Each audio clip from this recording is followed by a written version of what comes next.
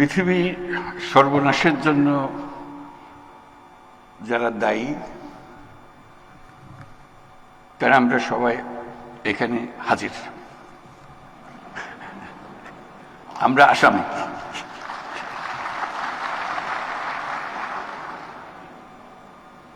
এবং পরিবেশ, বন, জলবায়ু মন্ত্রণালয়ের পক্ষ থেকে উপদেষ্টা রিজওয়ানা হাসান যেগুলো বলার চেষ্টা করলো যে কত ভীষণ রকম আমরা অপরাধী। আমাদের পুরনো কবিরা বলে গেছেন, সাগরের সব পানি যদি কালি হতো,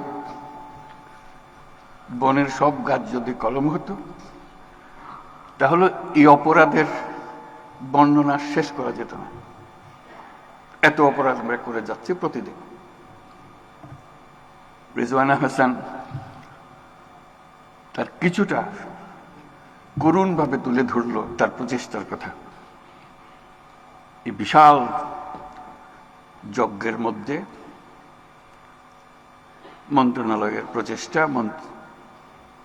মন্ত্রণালয়ের উপদেষ্টা এবং তার যত সহকর্মী আছেন তাদের জন্য আমরা হাততালি দিই, একটা প্রচেষ্টা চালিয়ে দেওয়ার।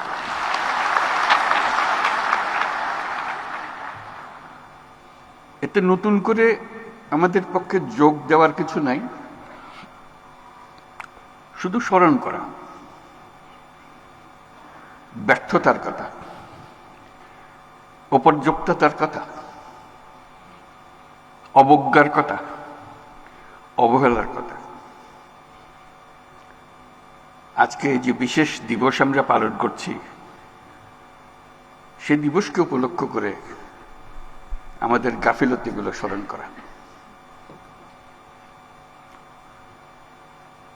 বিসমিল্লাহির রহমানির রহিম। বিশ্ব পরিবেশ দিবস 2025 উপলক্ষে আজকের আয়োজনে উপস্থিত সকলকে আমার শুভেচ্ছা ও সালাম জানাচ্ছি। আসসালামু আলাইকুম। আজকের এই আয়োজন থেকে পরিবেশ মেলা, মাসব্যাপী জাতীয় বৃক্ষরোপণ অভিযান ও বৃক্ষ মেলা 2025 শুরু হতে যাচ্ছে।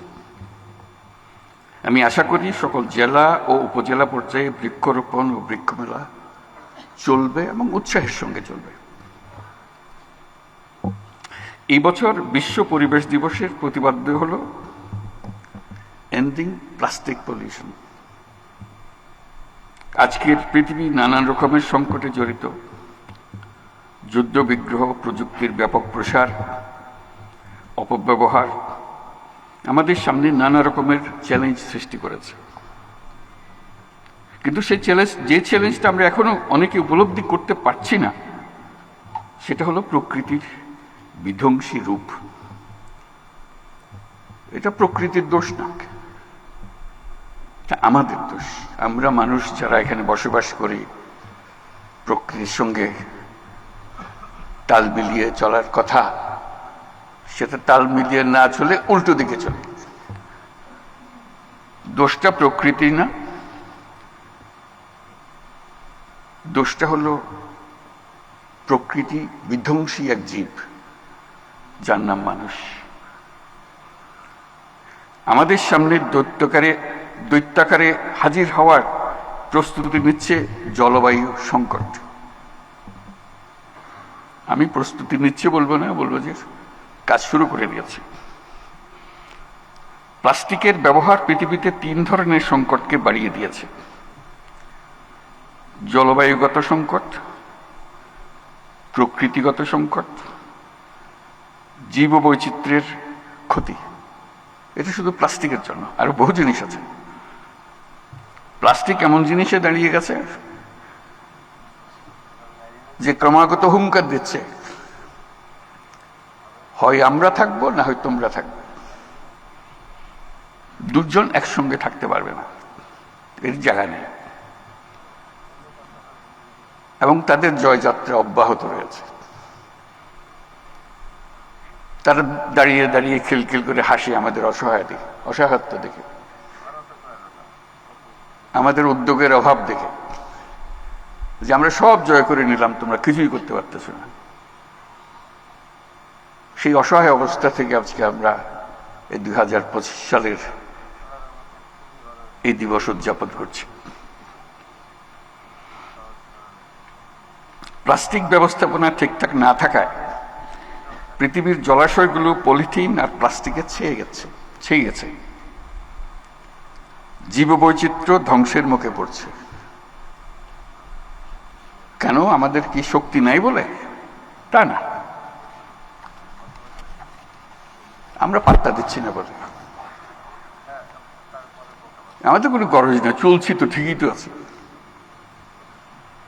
এই করতে করতেই আমাদের শেষ। এই দিবস পালনের মাধ্যমে যদি কিছুটা সজাগতা আমাদের কাছে আসে, নতুন দৃষ্টিভঙ্গি, নতুন কর্মোদ্যোগ আসে, তাহলে হয়তো একটা সম্ভাবনা সৃষ্টি হতে পারে। এখনো হয়নি। এখন আমরা অবলুপ্তির পথে, রক্ষা করার কোনো উপায় নাই। এই এমন এক জিনিস প্লাস্টিক, যার জন্ম আছে, মৃত্যু নাই। এই হলো তার বৈশিষ্ট্য। পৃথিবীর সব কিছুর মৃত্যু আছে, তার মৃত্যু নাই। এসব ক্রমাগত বাড়ে, তো ফলে সবকিছু সে জয় করে ফেলবে। আজকে যে আমরা মাইক্রোপ্লাস্টিকের কথা বলছি, এটা তো মাত্র শুরু। হেন জিনিস থাকবে না, তার বিচরণের বাইরে থাকবে। আমরা দিবস উদযাপন করে ঘরে ফিরে যাব, যথারীতি আগের মতো প্লাস্টিক ব্যবহার করব। এ সামান্য একটা জিনিস, এমন কি ক্ষতি করতে পারে আমাদেরকে? আমরা করতেই থাকবো। মন্ত্রণালয় বলছে প্লাস্টিক বোতল রাখা যাবে না, আমরা হাসাহাসি করব। কাজ নেই তো, একটা প্লাস্টিক বোতলের পেছনে লাগছিল না। এভাবে প্লাস্টিক অগ্রসর হবে। আমরা যদি আমাদের লাইফস্টাইল পরিবর্তন না করি, এই যুদ্ধে সামগ্রিকভাবে মানুষের পরাজয় অবধারিত। এর থেকে মুক্তি নাই। কিভাবে আমরা জীবন যাপন করব, তার মধ্যে এটা লিখিত হয়ে গেছে ফলাফল।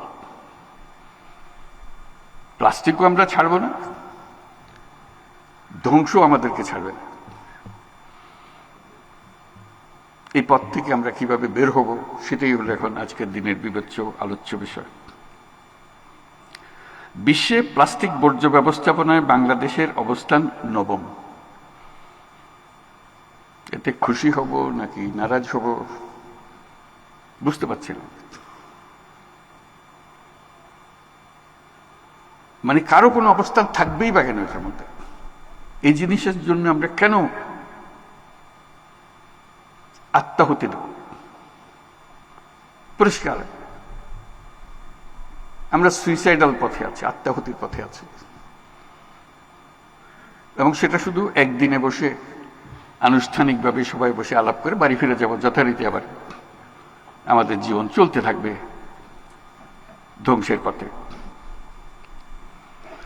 আমাদের দেশেই নদী, নালা, খাল, বিল, কৃষি জমি, গ্রাম ও নগরের আনাচে কানাচে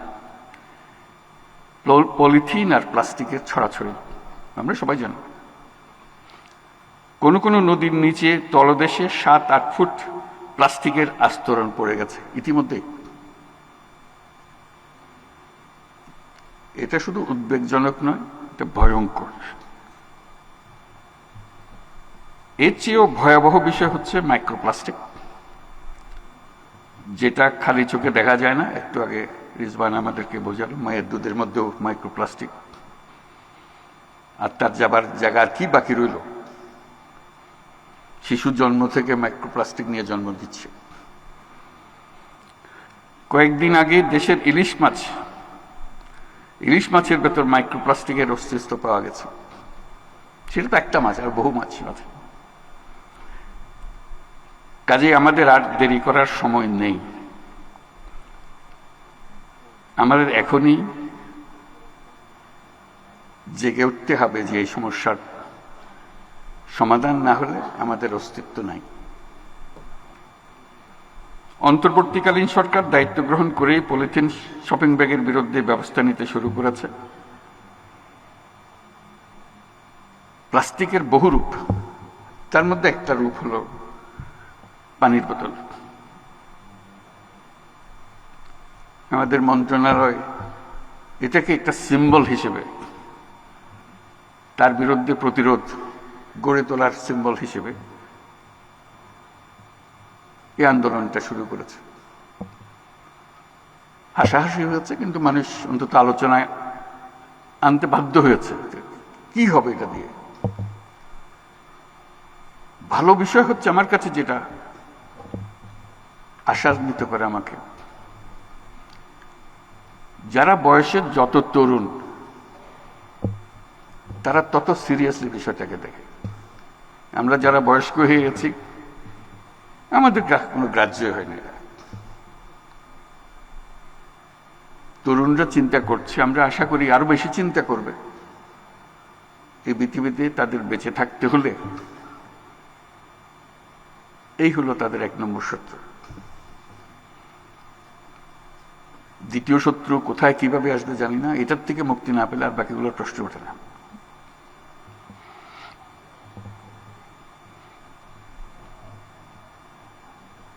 প্লাস্টিক দূষণ কমিয়ে আনার অন্যতম উপায় হলো যতটা সম্ভব এটা বর্জন করা। বর্জনটা তো হলো লাগবে জন্ম লাভ করার পরে। আমার তো ধারণা তো গোড়াতে যেতে হবে, তার উৎপাদনই বন্ধ করা। বর্জন তো একজন উৎপাদন করে ফেলেছে, তারপর বলছে সেটা বর্জন করো, এই দুজনে লেগে গেল।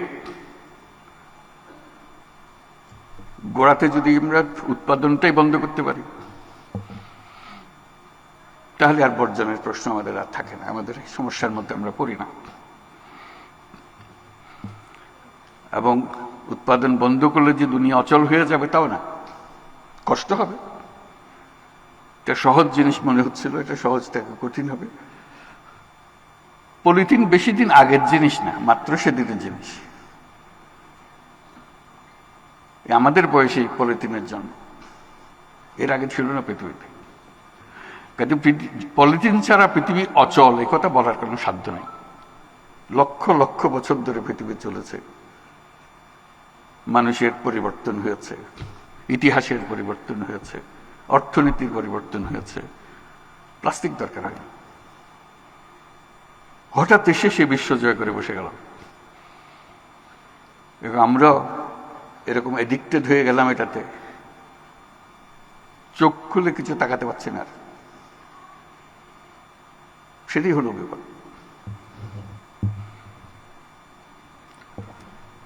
আমি দেশের সকল নাগরিকের প্রতি ওয়ান টাইম প্লাস্টিক পণ্য ব্যবহার বন্ধ করে দেওয়ার জন্য আবেদন করছি।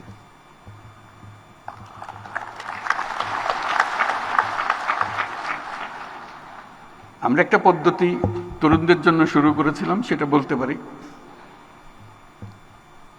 জিরো ওয়েস্ট এর পদ্ধতি হিসেবে। সপ্তাহে যদি 7 দিনের মধ্যে 7 দিনই প্লাস্টিক ব্যবহার করি, আমার প্রথম কমিটমেন্ট হলো নিজের কাছে, আজকে থেকে আমি 1 দিন কমিয়ে ফেলবো। 6 দিন করবো, 1 দিন করবো না। ওই দিন আমার প্লাস্টিক ফ্রি ডে। তরুণরা এটা সহজে বোঝে যে একটা দিন আমি পারি। তো একটা দিনে যদি তুমি পারো এস্টাবলিশ করতে পারো, একটা দিন শনিবার আমি প্লাস্টিক ব্যবহার করি না, কোনো রকমের প্লাস্টিক ব্যবহার করি না, তাহলে চেষ্টা করো শনি আর রবি 2 দিন করতে পারো কিনা। ক্রমে ক্রমে 7 দিনে যাওয়া, স্টেপ বাই স্টেপ যদি অভ্যস্ত হও, সতর্ক হও, তাহলে হয়তো হয়ে যেতে পারে। কিন্তু সিদ্ধান্তটা লাগবে। সিদ্ধান্ত ছাড়া ওই পথ কঠিন পথ।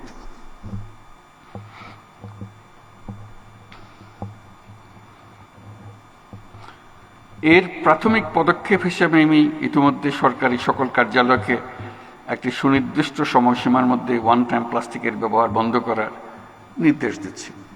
নির্দেশ দেওয়া সোজা, কিন্তু কার্যকর করা বড় কঠিন। ঠিক আছে, বললাম যে এটা লাইফস্টাইল বিষয়, আমি কিভাবে জীবন যাপন করব তার বিষয়। শুধু হুকুম দিয়ে বন্ধ করে দিলাম, চেষ্টা হবে হয়তো অনেক করবেও, কিন্তু কঠিন একটা জগৎ। জাতিসংঘ প্লাস্টিক দূষণ নিয়ন্ত্রণে আন্তর্জাতিক আইন প্রণয়নের কাজ প্রায় চূড়ান্ত করেছে। বন ও পরিবেশ মন্ত্রণালয় এই প্রক্রিয়ার সঙ্গে জোরালো ভূমিকা রাখবে, এটা আমি নিশ্চিত। অন্তর্বর্তীকালীন সরকার স্বল্প সময়ের মধ্যে পরিবেশ সংরক্ষণের বিষয়ে কিছু উদ্যোগ নিয়েছে। আমরা বিশ্বাস করি এই উদ্যোগগুলো সফলভাবে বাস্তবায়িত হলে শালবন, সোনাদিয়া বন আর চুনতি বন তার হারানো রূপ ফিরে পাবে। বন্য প্রাণীরা আবার তাদের আবাসে ফিরে আসবে। কয়েকটি গুরুত্বপূর্ণ নদীকে দখল দূষণমুক্ত করার কাজ মন্ত্রণালয় শুরু করে যেতে পারবে বলে আশা করি। আমরা আশা করি নতুন প্রজন্ম এই শহরেই দূষণমুক্ত নদী দেখতে পাবে। ঢাকা শহরের পাশেই দেখবে পূর্বাচল বন। এদেশের তরুণ প্রজন্মের কি অসীম শক্তি, তা আমরা গত জুলাই গণ অভ্যুত্থানে দেখেছি।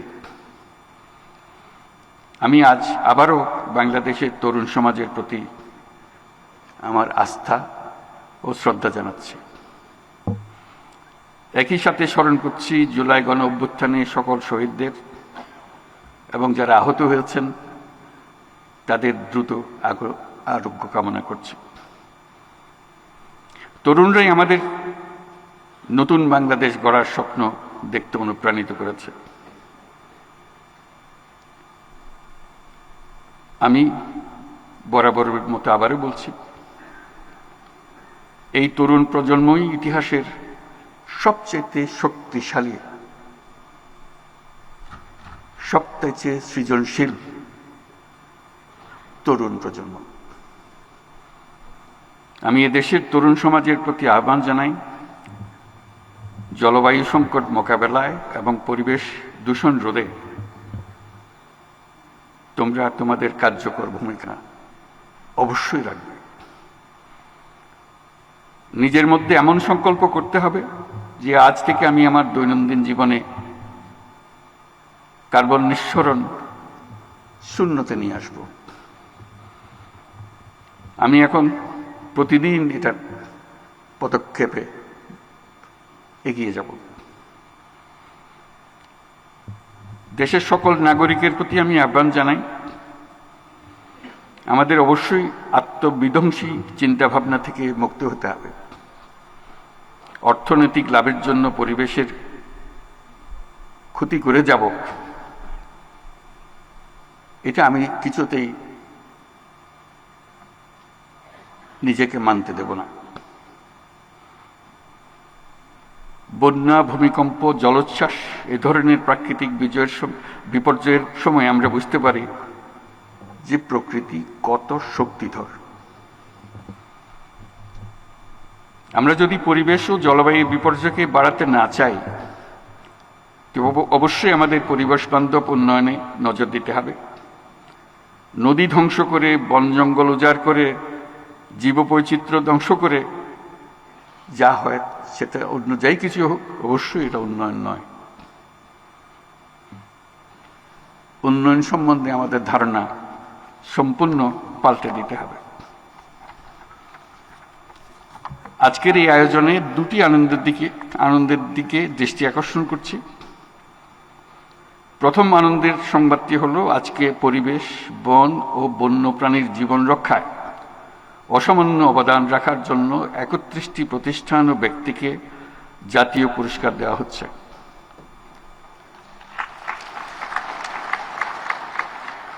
আমি তাদেরকে অভিনন্দন জানাচ্ছি। আমরা সবাই মিলে আবার হাততালি দিয়ে, জোরে হাততালি দিয়ে অভিনন্দন জানাই। আমার কাছে তারা প্রাতঃস্মরণীয় ব্যক্তিত্ব।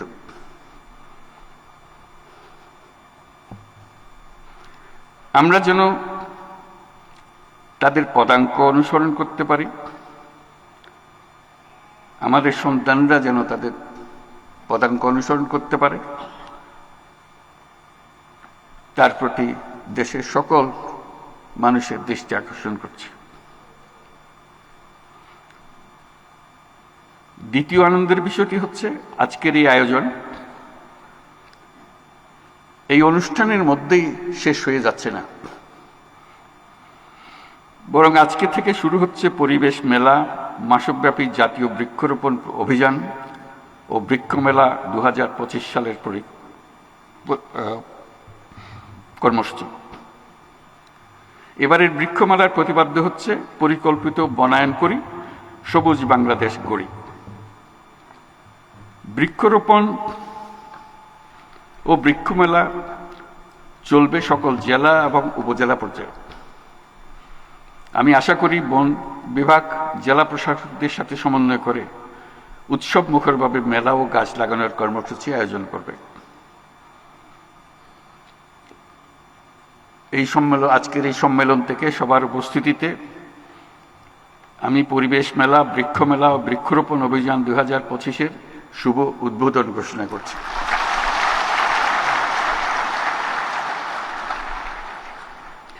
পরিবেশের দায়িত্ব সরকারের উপরে তুলে দিয়ে নাগরিকরা পায়ের উপর পা তুলে নিজেদেরকে নির্ভর মনে করলে তবে পরিবেশের আর রক্ষা নাই। পরিবেশের প্রথম সবক হচ্ছে আমার পরিবেশ আমাকে রক্ষা করতে হবে, আর কেউ এসে রক্ষা করে দিয়ে যাবে না, এর কোনো বিকল্প নেই। এখন আমাদের হয়ে গেছে পুরোটাই উল্টা। সরকার ক্ষীণস্বরে মাঝে মাঝে মনে করিয়ে দিয়েছে অথবা আমরা আমাদের পরিবেশ, সরকার মাঝে মাঝে ক্ষীণস্বরে আমাদের মনে করিয়ে দিচ্ছে যে আমরা আমাদের পরিবেশ ধ্বংস করে ফেলছি। সাবধান হন, নাগরিকরা মনে করে যাচ্ছে পরিবেশটা একটা শৌখিন ব্যাপার। বিদেশিদের তাগিদে সরকারকে মাঝে মাঝে এটা নিয়ে সভা সমিতি করতেই হয়। আমরা আসল ব্যাপারটাই হারিয়ে ফেলি। আমাদের দৈনন্দিন জীবনে প্রতি মুহূর্তে মনে রাখতে হবে জীবন বাঁচাতে হলে পরিবেশ বাঁচাতে হবে, এর কোনো বিকল্প নেই। আমি কোনো রকমে অসুখ বিসুখ নিয়ে জীবন কাটাতে পারলেও আমার সন্তানরা বেঁচে থাকতে পারবে না, কারণ আমি তাদের বেঁচে থাকার মূল অবলম্বনটি ধ্বংস করে দিয়েছি।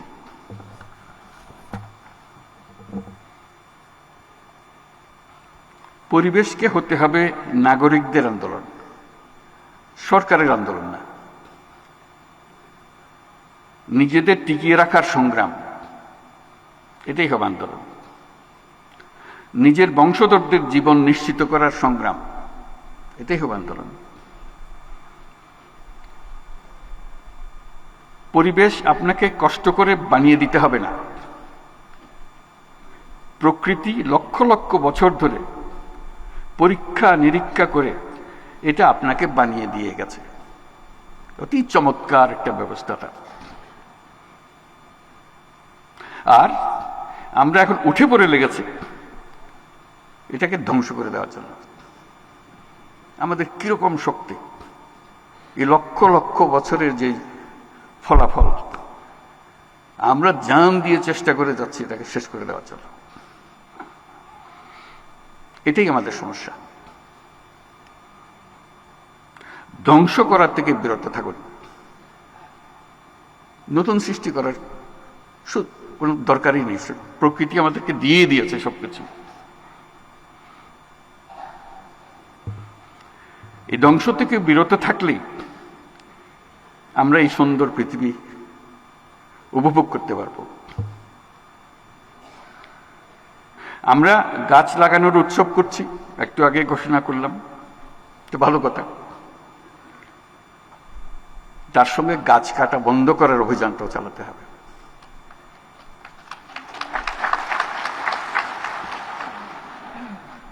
গাছ কাটা একটা উৎসবের বিষয় হয়ে গেছে। একটা গাছ তৈরি হয়ে আসতে কি একটা প্রক্রিয়ার মাধ্যমে বছরের পর যাকে তৈরি হতে হয়েছে। আমরা মুহূর্তের একটা সিদ্ধান্তে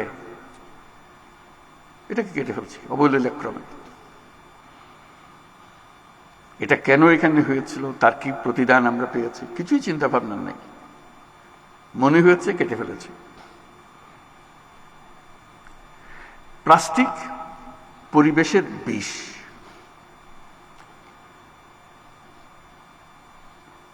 এটা পৃথিবীর সকল প্রাণীর জন্য বিষ, শুধু মানুষের জন্য না। ঘটনাটি ধীরে ধীরে হচ্ছে বলে আমরা গা করছি না। পৃথিবীতে মানুষ বাড়ছে, বাংলাদেশেও মানুষ বাড়ছে, তার সঙ্গে জনপ্রতি প্লাস্টিক বিষের পরিমাণও বাড়ছে। আমরা কখন আর সচেতন হব? আজকের এই দিনে আমরা মনে মনে ঠিক করি, আসুন আমরা বিষয়টি নিষ্পত্তি করে ফেলি। এই বিষের থেকে আমরা নিজেদেরকে মুক্ত করি।